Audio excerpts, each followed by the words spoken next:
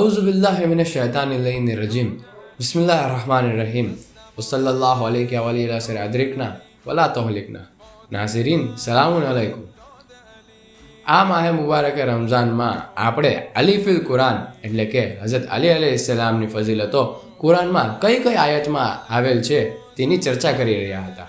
આજે એક બીજી આયત તમારી ખિદમતમાં પેશ કરું છું। બિસ્મિલ્લાહિર રહમાનિર રહીમ અલૈહિસ્સલાહુ બે અહકમિલ હાકિમીન। શું અલ્લાહ સૌથી મોટો ન્યાય કરતા નથી?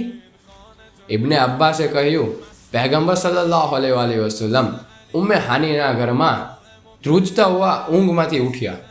ઉમ્મે હાનીએ પૂછ્યું તો આપ સલ્લલ્લાહુ અલૈહિ વસલ્લમે જવાબમાં ફરમાયો, હે ઉમ્મે હાની, અલ્લાહ તબારક વ તઆલાએ મને સપનામાં કયામત અને તેની પરિસ્થિતિઓ દેખાડી, જન્નત અને તેની નેમતો અને જહન્નમ અને તેના અઝાબો દેખાડ્યા। પછી મેં જહન્નમમાં જોયું તો મુઆવિયા અને અમરે આસ જહન્નમની ગરમીમાં માથું ઝુકાવીને ઊભા હતા અને ફરિશ્તાઓ આગવાળા પથ્થર તે લોકો પર ફેંકી રહ્યા હતા અને કહી રહ્યા હતા, શું તમે લોકો હઝરત અલી અલૈહિસ્સલામના વિલાયત પર ઈમાન ન લાવ્યા?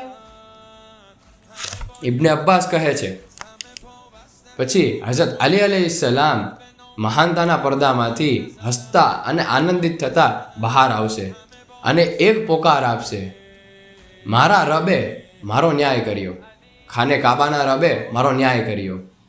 તો આ વાત પરથી બે તારણ નીકળે છે।